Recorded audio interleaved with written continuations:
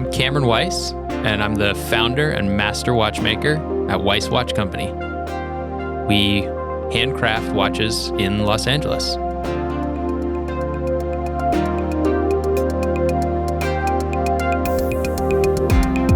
You know, doing the Watch and Listen podcast, I think you've got some chops now. A little bit. Yeah. I'm still not super comfortable on the microphone and speaking, but I'm getting better.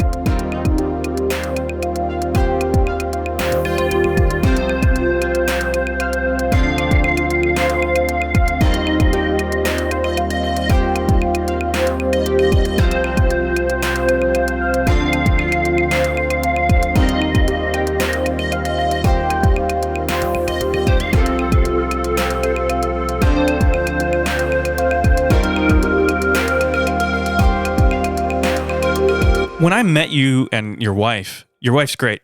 Your Thank dogs you. are great. Yeah. Your office is awesome. Your office/workshop. Yeah. It was really fun to actually come out and sit with you. Nice. So I'm still grateful for that. Appreciate the opportunity. But thank you for coming back to talk to me at least, and to drive all the way up from Torrance, where your workshop is, to Agora, which is where we're currently sitting, in your pretty bitchin' camper van. And you mentioned something really funny about that. What was that? It's the only car that I have with AC. Yeah, that's in Southern California, although today's it's not bad. Yeah, it's not too bad. I think the thermometer hit 92 at the high coming up here. I like hot weather, don't get me wrong. Yeah. But Not too bad for August, though. Yeah, let's keep it in the 80s, you know? Yeah. But anyway, let's get started. I think the first thing that I want to do is ask you a quick question about something that popped up on my phone earlier, because it would explain a lot. I think, at least I'm hoping that it would explain a lot. You're from Detroit? No. Okay. I've never been to Detroit. Okay. I have a Detroit area code on my phone because when I was in watchmaking school, I went into the T-Mobile store and I had to get a new phone. Okay. And I asked for a 310 number because I knew at some point I was coming back to LA. Oh, okay. I knew somehow I would get back to LA. And instead of giving me a 310 number, they gave me a 313 number. And I didn't know it was Detroit, but I gave it out to somebody and then I never changed it. So everyone asked me that, are you from Detroit? And never been. Okay. Yeah. So that kills 90% of the questions that I had for you.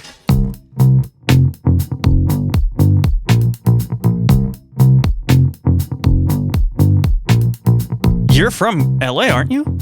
I'm originally from San Diego. Right. But I finished high school in Los Angeles. Right. And went to college in Los Angeles. Okay. Yeah, because you went to USC, if I'm not mistaken, right? Yeah. And then you went to, you went to WOSTEP. Yeah, I went to WOSTEP. Okay. Which WOSTEP is a curriculum that's taught. It's not a school itself. So a school will teach a certain curriculum, and then you get the diploma from the school. Okay. And you also get a WOSTEP certificate from the agency that created the curriculum. I think I got this. It was the Nicholas G. Hayek School of Watchmaking, correct? That's correct. I remember stuff, I think. Yep. This isn't a watch show. We've done the watch show. You were on time before. This is a car show. The primary things that I remember walking into your workshop was walking all the way towards the back, where you have your CNC machine, and then you had that big sliding gate thing, a garage door. Yeah, the roll-up door. The roll-up Yep. door, sliding gate thing. And there was a Beetle. Well, I think the Beetle was actually inside at that point. It could have been inside. There was a while where it was actually inside the office. I had run out of parking, as you do when you collect cars. Right. And I wanted to make sure the Beetle was safe, so we rolled it inside. It fit through the doors into the office, and it was perfect in there. Let's be frank here. You got that office space because you knew that you could do that. Yeah. Right. Yeah, there's a reason we don't utilize a part of that garage space as you come in. It has to be able to fit a car. Nice. And that's part of the rules there. I mean, I'm sitting a little too far away from you, so I'll give you like an air high five. Yeah. So well done on that. It's a very car guy thing to do, and it's funny because I don't want to go back to the original episode because we talked about completely different things, but I do kind of want to go back for one thing. So I think if I remember correctly, you mentioned cars and you mentioned tinkering on cars and working on cars before I think you even got into watches, right? Yeah. Okay, so let's talk about that because you're here, you're technically from Los Angeles, from San Diego to Los Angeles. So we'll just say home base, LA. Let's stick with that. Okay. So obviously LA, huge car city, huge car guy city. Where did it all start? There was a period of time where I lived in Seattle, actually, and that's where it started. Not a big car city, though, right? Yeah, not a big car city. Between San Diego, I actually moved to an island outside of Seattle. Okay. Kind of the suburbs of Seattle, and went through the later part of elementary school and middle school there. Okay. First part of high school.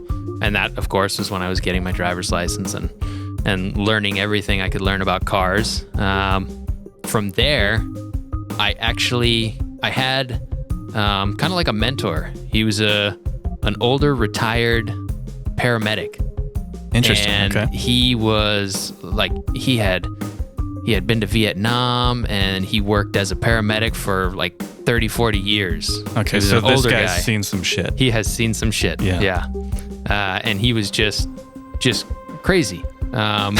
He would take on any project, no matter what the size.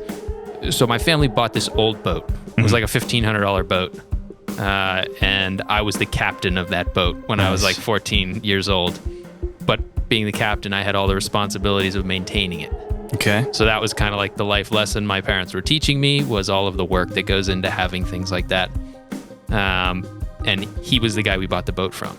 Okay. And it was like a package deal. He kept coming over to our house, and he'd tinker around on the boat with me. And if we had problems, call him up, and he'd come and fix something and teach me at the same time. And then he started doing other projects. I built a deck with him at my parents' house, all kinds of things. So nice. I learned a lot from that guy. And he had a 1974 Chevy Blazer. Okay. And that was the first time I fell in love with a car. It was the one where the whole roof comes off. Right. The cool Blazer. Exactly. The cool Blazer. The best Blazer there was. And he had pulled it out of a field. A tree had grown up through the inside of it. It was completely rusted beyond any reasonable person wanting to repair it. Okay. But he repaired it, brought it back to life, and that got me hooked on that car.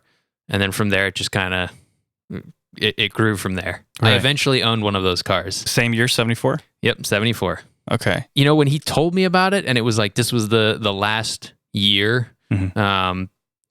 So they only produced them up until 75. Right. So you've got a very short period of time where you had these cars. And they're just super rare. You don't see them that often. And it's a full convertible, and something about that intrigued me. Yeah, plus, it's a big truck. It's so cool. So much power and all these things with the convertible. Right. Like a massive Jeep, really, is what it is. Was that the Blazer that was based on, it was basically a shortened version of the Suburban? Yeah. Okay. Yeah, so that was a pretty capable car. Very. So it was a 4x4? 4x4. Okay.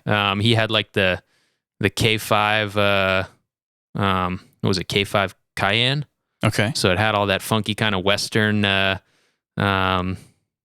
Western imprints on all the leather parts inside, and it was really just a cool old car from that time. So the guy builds this 74. Was this the first car that you were working on, or that you eventually got to that 74? No, I eventually got, but I always wanted one. Okay. But it took a long time before I actually got to it. Okay. So skip forward really to college. Okay. When I was at USC, I was on, I would get loans at the beginning of the year. Mm-hmm.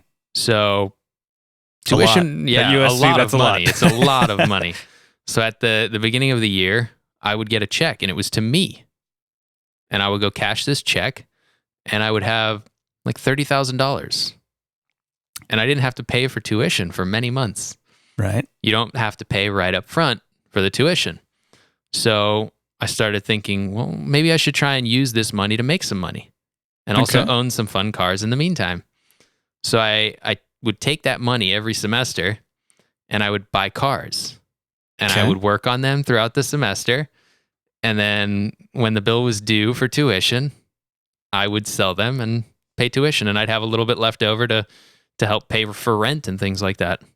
Very nice. Yeah. But that's very business savvy. Yeah. And I know you went to school. I think it was for business as well, wasn't it? Yeah, I went to school for business administration. There you go. Yeah. So you were applying business strategies and business principles before you even went to class. Yeah. Could have taught those classes. Right? That's pretty impressive. I didn't know that about you. That's really interesting. Yeah. So let's start with the car that started it all. So that first $30,000 check, what was the first car that you decided to flip?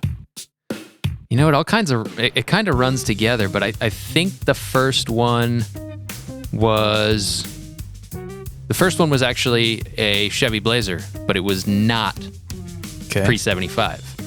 It was an 84 or something like that. Okay. And this was the biggest lifted redneck kind of Blazer. I flew out without having seen this car. I flew out to Albuquerque, New Mexico. Fitting for a car with that description. Yep. So I show up at the airport, and this guy meets me at the airport with this truck. It's dark out. So I buy this truck in the dark at like 10 o'clock at night in Albuquerque, New Mexico. Okay. And I proceed to drive it home through the night, overnight, all the way to San Diego, actually, to my brother's apartment. And then from there, I was going to hang out and then go back up to Los Angeles. Nice. At a certain point, I ran out of gas. Okay. So there was some kind of issue with the gas gauge. And when you have the headlights on, gas gauge always reads half full. So I was driving for a very long time. It's very optimistic of and that guy. thinking like, wow, this, for V8, big truck like this, lifted with like 36-inch or 38-inch tires. I was thinking, this is unbelievable how good the gas mileage is on this. And then it starts dying on me. I managed to get off the freeway, which actually was not a great thing. Okay. I followed some signs that said gas station, and there was no gas station. There was no town. There was nothing. I ended up kind of pulled off in, I think it was Cattle Butte, New Mexico.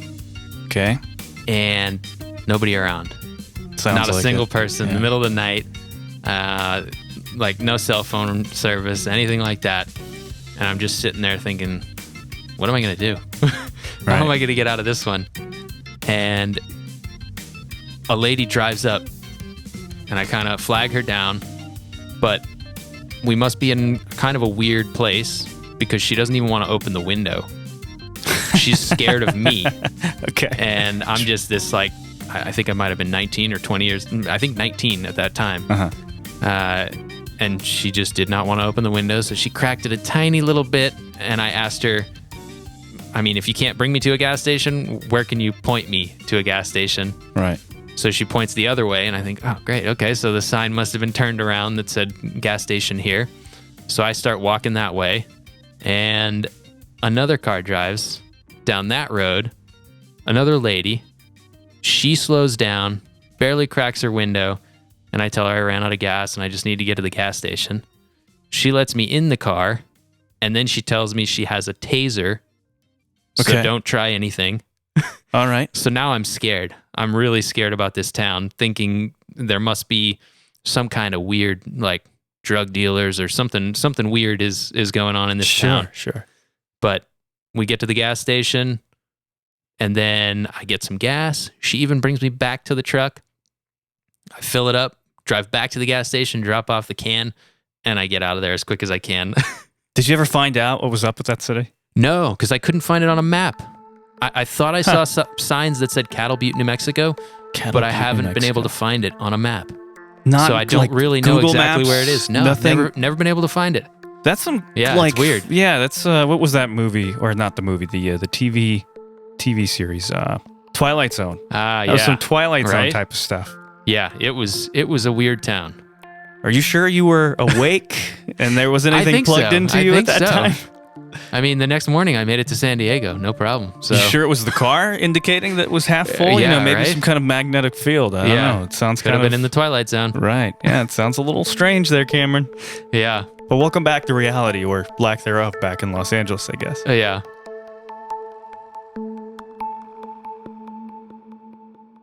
Did you do anything to that car to make it less rednecky? No, I enjoyed the redneck aspect of that vehicle. Nice. At the time, I was actually in Pacific Palisades. I had a roommate in Pacific Palisades, and I was just like driving around Ventura County line and surfing all the time up there, and it was awesome. I had a great time with that truck. It would be a good car to take out to surf. I mean, it would definitely stick out like a sore thumb in Pacific Palisades. It did. Yeah. My roommate actually said, "Whose car is that out there? What is that?" Yeah, some sketchy dude from New Mexico. Yeah. And it never runs out of gas as long as you have the lights on. Yep. So after that, what was your next flip? After that, I had a Bel Air 210. One of the not the Bel Air trim. It was a 57 210, so less chrome, but still, I mean, a gorgeous car and easier for someone who doesn't have a whole bunch of money to buy one and play around and then flip it. Right. And that was awesome. It had the 3 on the tree. So I had never driven a car like that before. It was awesome. Yeah, that's an interesting way to make a transmission work. Is 3 on the tree. Yeah. Yeah, it was interesting, but I mean, when I first got in it, I was like, how do I drive this thing? Right. But I learned fast. Hey, you know, it sounds like you have a little bit of a theme going on here because both were Chevys. Yeah. Are you a Chevy guy, or is it what happened there? I'm a Chevy guy for sure. Okay. Yeah. Not that I haven't owned Fords, but I definitely am partial to Chevy. Well, you have an International. Yeah. Not a Chevy. Yeah. Now I don't have a Chevy. And a Volkswagen and a Mercedes. Yeah. I like weird and different more than I like anything else. What about that weird and different that kind of sticks out for you? Why is it something that attracts you rather than something that's, maybe a little bit more mainstream? Because when you meet someone who understands that weird thing, like, oh, an International, that's rare, as opposed to an F-150 or, a 1500 pickup or something like that. Right. The person that recognizes the International, you connect on a deeper level, and you really can make a friend like instantly just by knowing that they know about International, you know about International. It's a cool thing. Yeah, I think most people don't know that International actually made trucks. Yeah. And they still make trucks, but not semi-trucks, like actually like a Scout. Yeah, and that's how I first found out about International. The International, not to kind of scurry away from your car flips, I think we kind of see a trend here that you actually were an entrepreneurial spirit before you even opened up a legitimate company. Yeah. Not to say that your work wasn't legitimate, and we'll go back to that because I actually want to talk about the work specifically. Yeah. Because you are a watchmaker professionally. Yeah. So I want to correlate all of that, but let's go back to the International because that car, most people have no idea what it is. Most people don't know that, again, International actually made trucks. I wouldn't say cars. They didn't really make cars. They were all trucks. Yeah, it was all trucks. Right. And for the most part, it was kind of like a blip in their history because it wasn't something, they didn't really make a lot of waves. I mean, the Scout kind of has a cult following to it, I think. And it's a great car because I think if you can't, let's say, find a 74 Blazer or something comparable like a Bronco, then the Scout was more of an affordable option at the time. I think they're going up in price pretty steadily. Yeah, I've always wanted a Scout as well. That is one car I have never owned. We'll see. Maybe one day I'll have one. But the pickup truck, more rare than the Scout. Okay. So I think it's cool.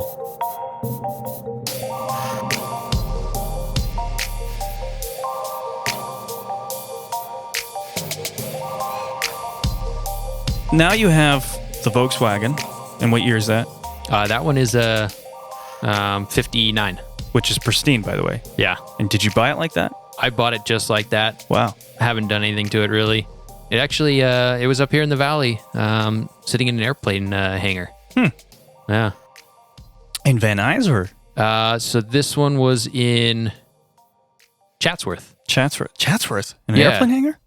It was Chatsworth or Simi Valley. I couldn't really... so I met the people that owned it in Simi Valley. However, they had a place in Chatsworth, maybe just like a big warehouse space or something. And it was an interesting story because it was a mother and a son who collected Volkswagen Beetles. Interesting. They didn't drive them. They just collected them. It was all about finding them and buying them and then storing them. It had nothing to do with the driving or anything like that. It was collecting them. And finally, they filled up this warehouse space that they had, and it was time to start clearing them out. It had nothing to do with driving them. It was weird to me because I get so much joy out of driving them. Sure. But I understand the hunt for a car is also a lot of fun.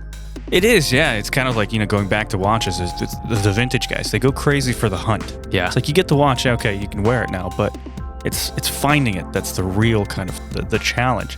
Yeah. But, so was it all Beatles? All Beatles, only Beatles. Okay. Yeah. And was there a story behind that? Did they tell you anything as to why it was just Beatles, or?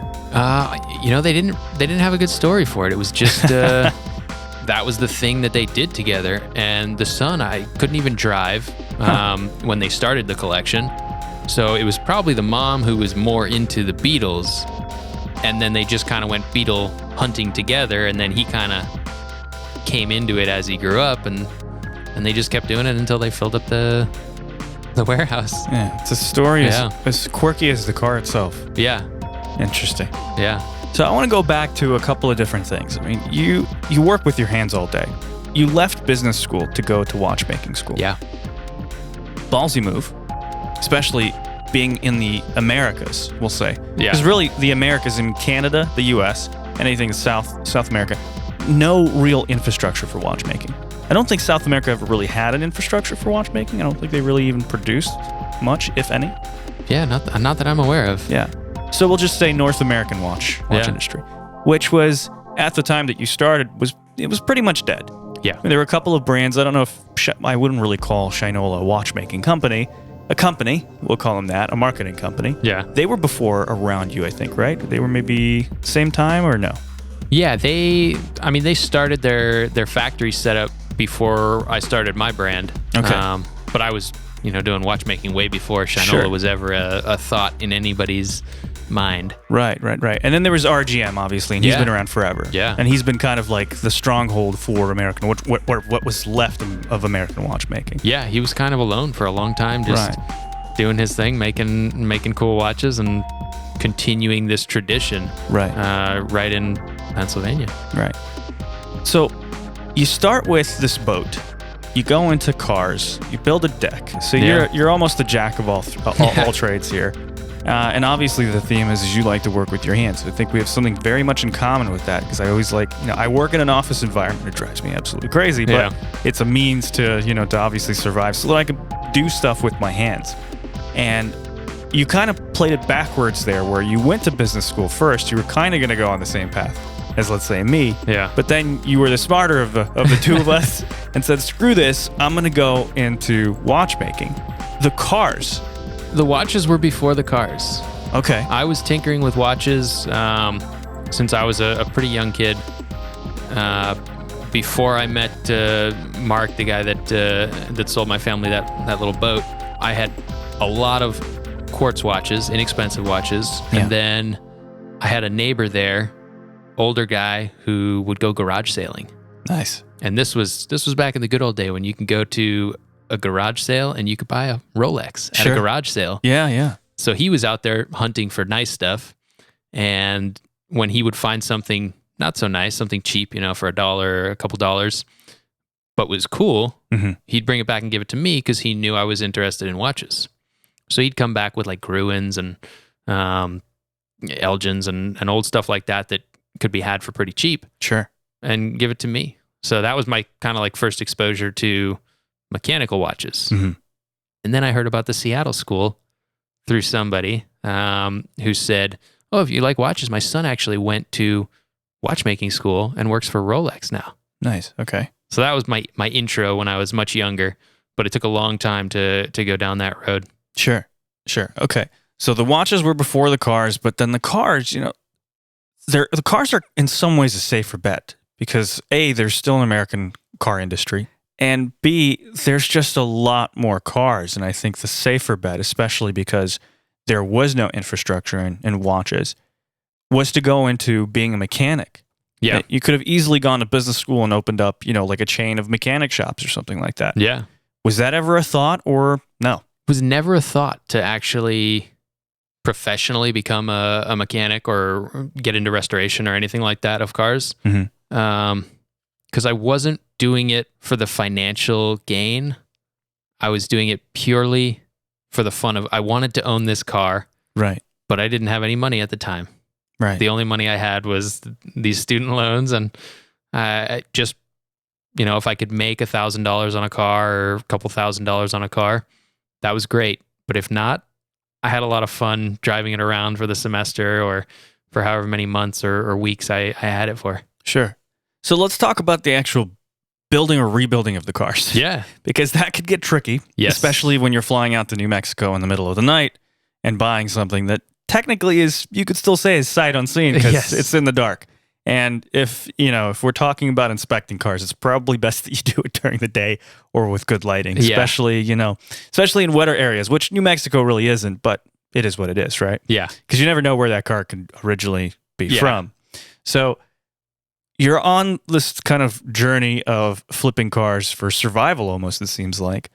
How did you actually fix them, and how did you know how to fix them? Because back in the day, you can Google everything now. Yeah. Okay, well, where's my, why does my air conditioning smell? And you could figure out that there's a cabin filter that you have to replace. But back in the day, there wasn't any of that. I mean, you could obviously go out to, let's say, a Pep Boys or a Napa or something like that, and you could buy a manual. Like, I remember my dad having hundreds of these Haynes manuals, right? Was that the process for you? For certain cars, yeah. I'd go out and I'd get one of the Haynes manuals and go through it. Depended how much work I had to do on the car. At the beginning, I really stuck to simple stuff. Mm-hmm. Like, this car has a horrible interior and it needs some love on the interior. Got it. A lot of just polish it up, make it shine.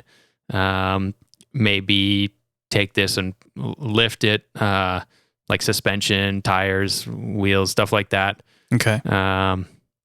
Really kind of make it appeal to a different person.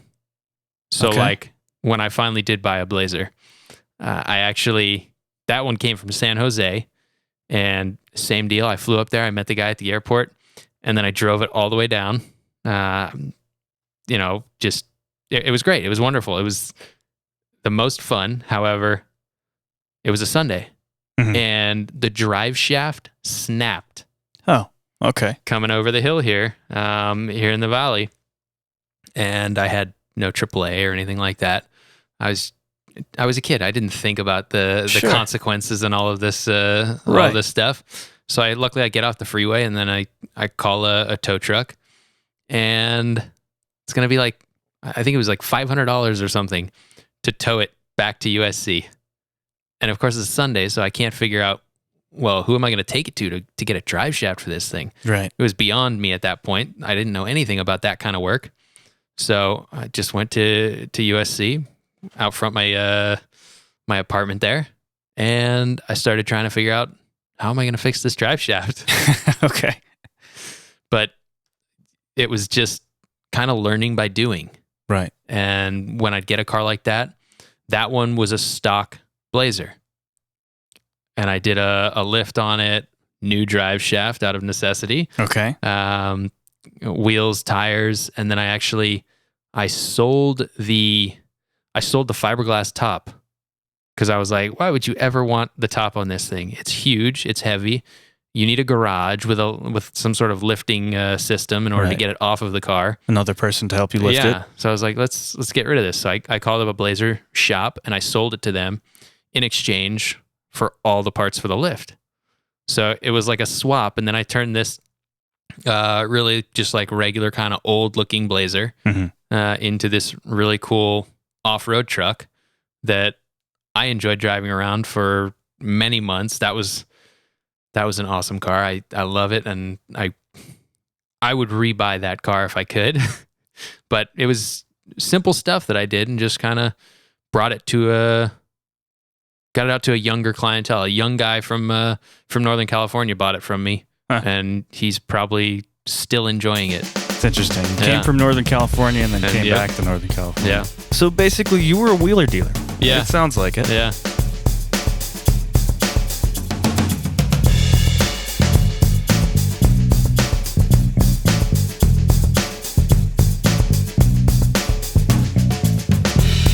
Any really awful experiences with that? And did you ever lose money on a car? That one with the drive shaft issue messed me up a bit, but I didn't lose any money on it. I can't remember a car that I lost money on.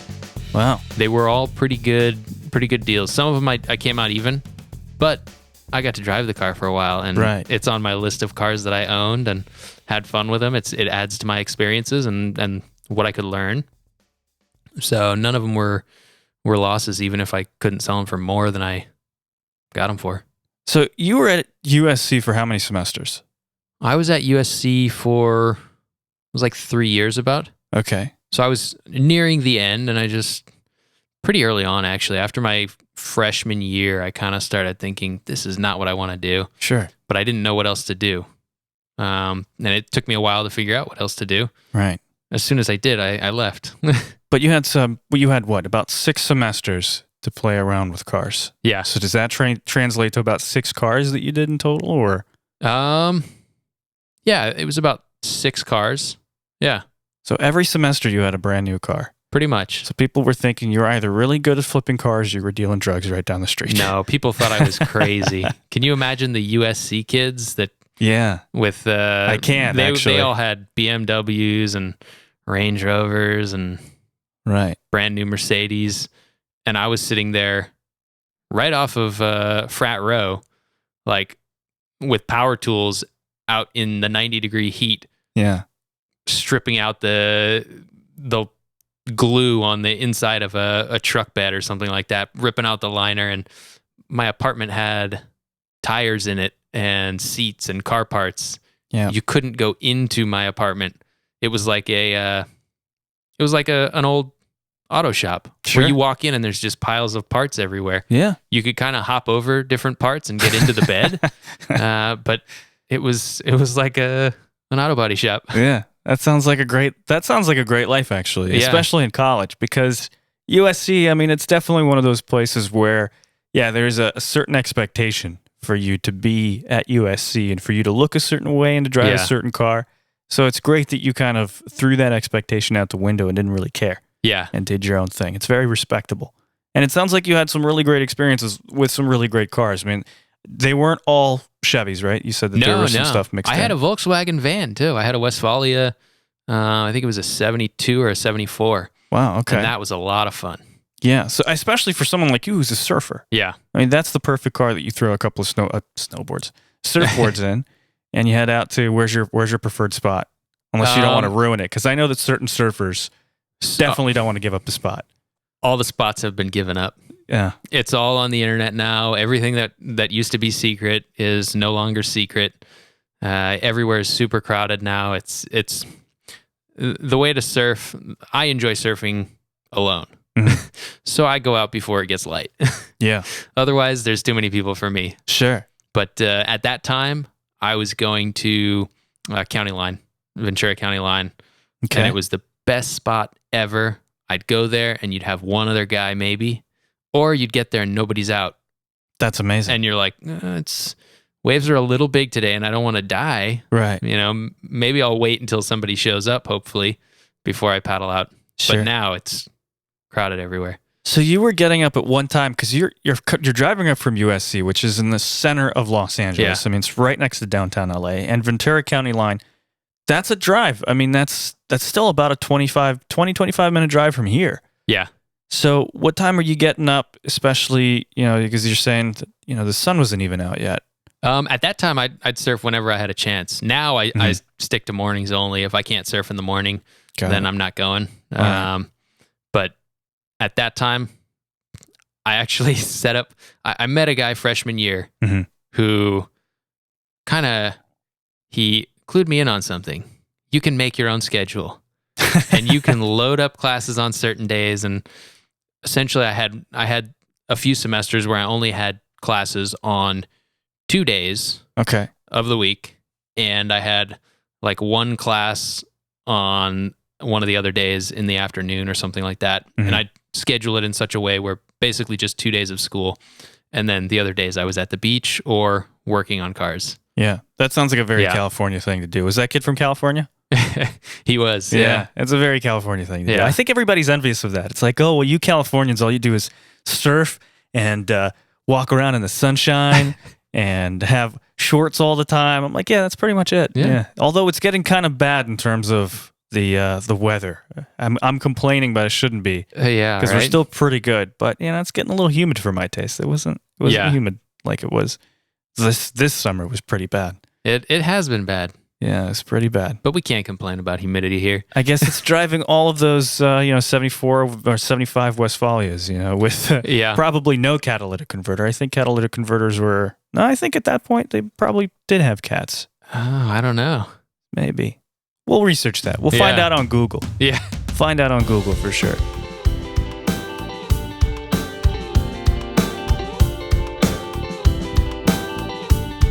Let's talk about kind of the mechanics of watches and the mechanics of cars.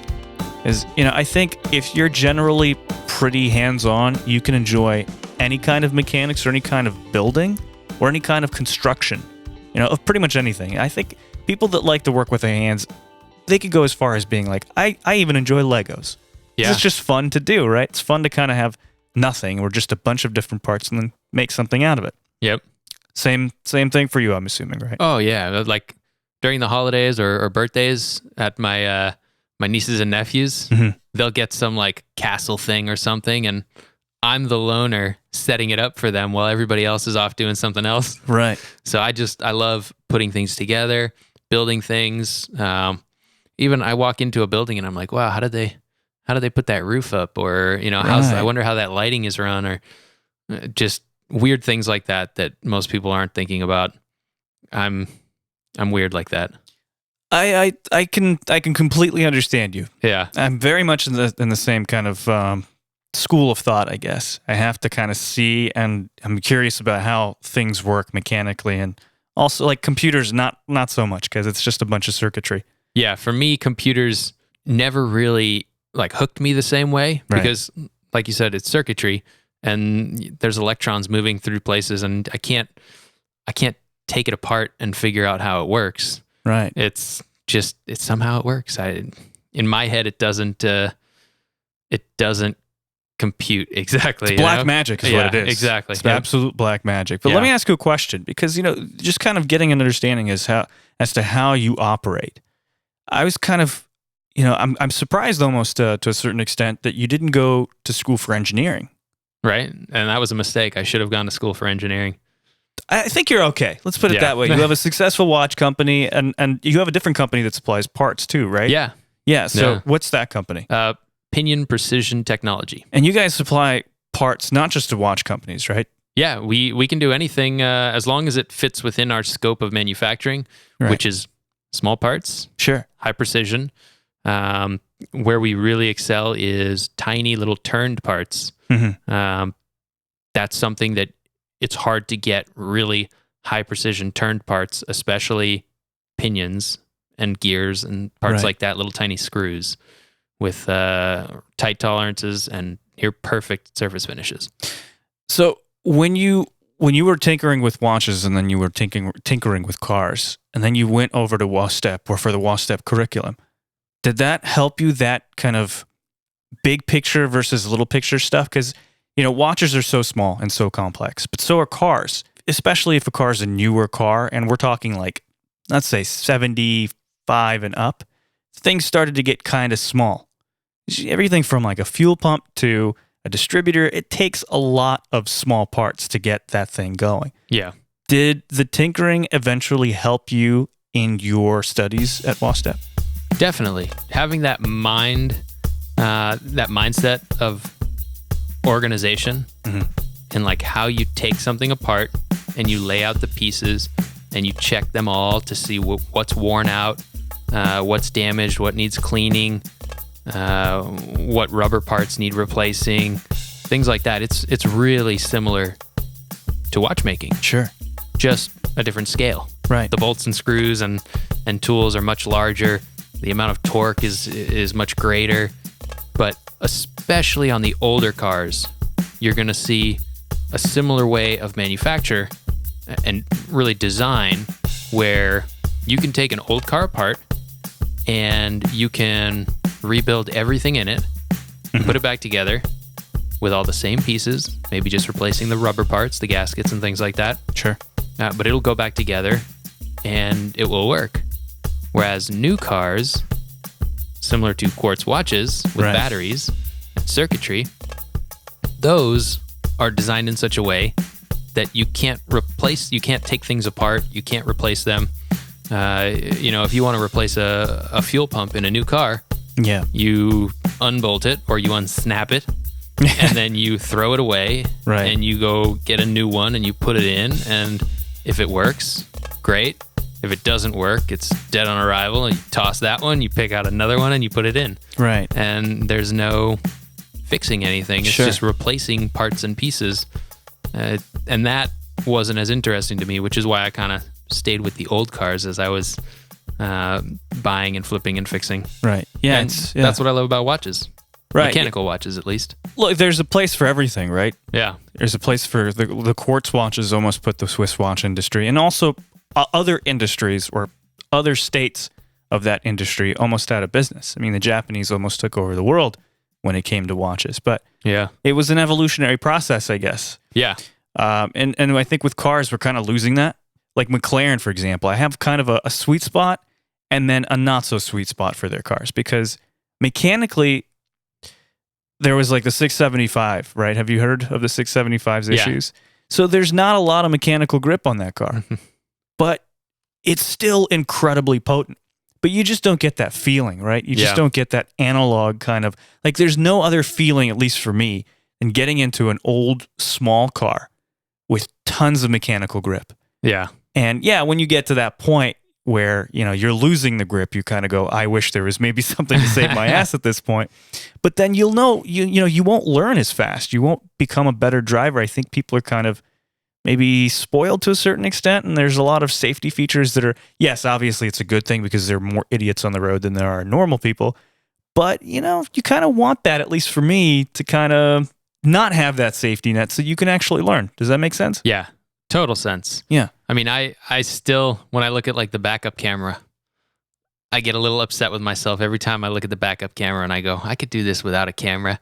Yeah, that I'm not upset about. If I get dependent on this thing, it's like, it just, sometimes I'll use the assistance, but I don't like myself for giving in. I get you. The backup camera, I do have to disagree with on, because, kind of I was never good at parallel park. I'm still not good at parallel parking, even with the backup camera. So I'm like, okay, I'll let that one slide. But everything else, all the other goodies. But then, I guess when you get into a car, see, I kind of, there have been a few people on the show, and then one of those people, which if you listen to the show, you'll figure out who said this. But, he said that newer cars are just better. And I don't know if I agree with him 100%. So I want to kind of go back to someone who, it sounds like, disagrees as well. Yeah. And I want to ask you this, because, you went from, you own a car from the 50s. You own a car from the International's a 60s car? Yes. I got a 59, a 62, and then I've got a 71. Nice. But you have two Internationals? No. So 59 is the Beetle. Okay. 62 is the International. Okay. And then 71 is my Series 2A. Okay. I didn't know you had that. Yeah. All right. Cool. And then you have a brand new Mercedes Sprinter. Yes. Which is your camping car. Yep. Which is pretty bitchin', I do have to say. Yeah.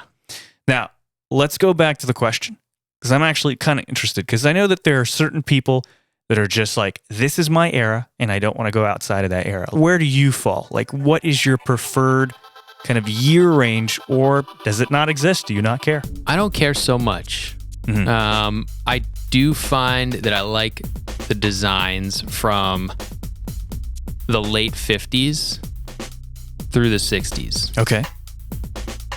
There's a lot of cars that I like from that era. However, going back to the new car thing, I don't dislike new cars. I don't think they're bad. I think there are reasons to have new cars. Sure, like air conditioning. Exactly, like air conditioning. And one of the reasons I have a new van for going camping in, as opposed to an old Volkswagen, is I have to make it back. Yeah. I have a job. Yeah. And I have to make sure that if I go out into the woods where nobody can help me and there's no cell service, and I'm like in 3 feet of powder, I have to be able to get out of there. The car has to start.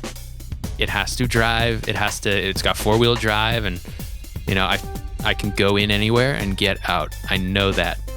So that's the great thing about new cars. Reliability. But having an unreliable car teaches you a lot. Oh yeah. I've learned to fix a lot of things quickly on the side of a road by driving the other vehicles. Right. And so I tend to enjoy driving those more for the driving aspect, the journey. Like going surfing in the Sprinter van is not as much fun as going surfing in the pickup truck. Sure, I can see that. You get to the beach with a different mindset. Right. When you're in a classic car. Right. You don't think so much about the people cutting you off and, all the traffic and having a hard time finding parking because you're busy focusing on the car. Right. You're busy thinking like, what's that noise? Something wrong?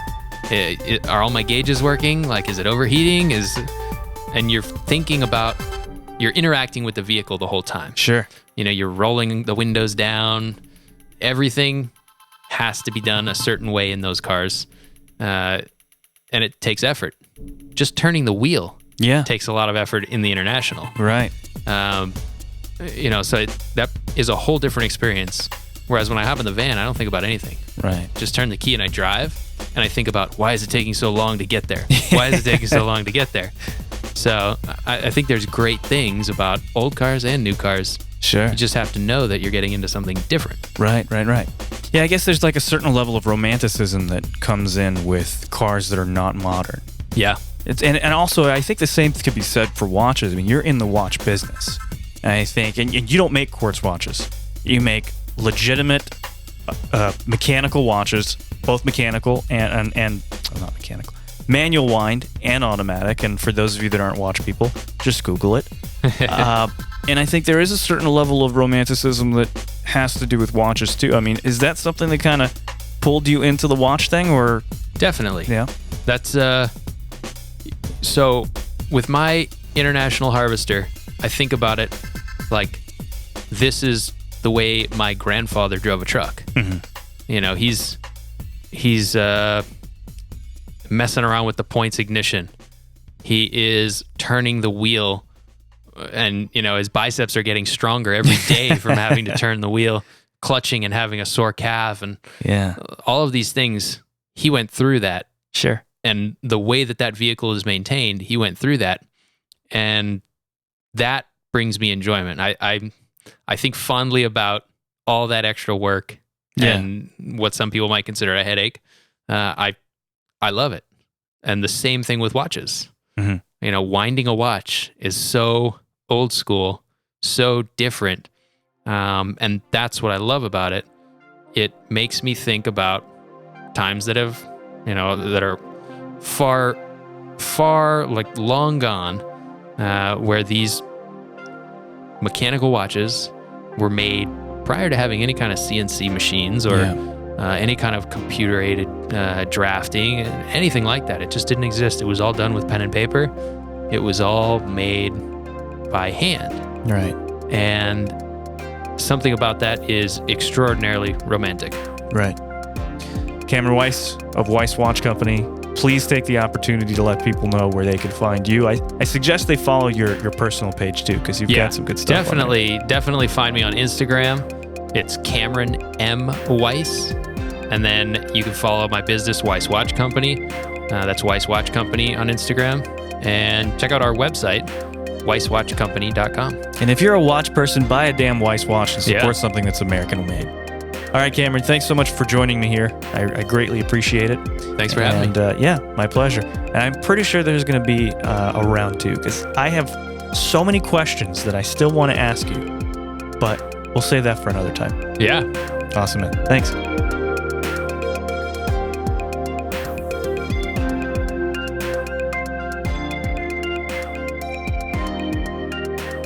The Road Stories podcast is recorded, mixed, and produced by Michael Senderovich. Original music is provided by Clarence in the Road Stories project. You can find more music by Clarence by going to soundcloud.com/Clarence Los Angeles. If you like this podcast, please leave us a review. It helps the show greatly. And lastly, Please follow the show on social media at RS Podcast. Thanks so much for listening.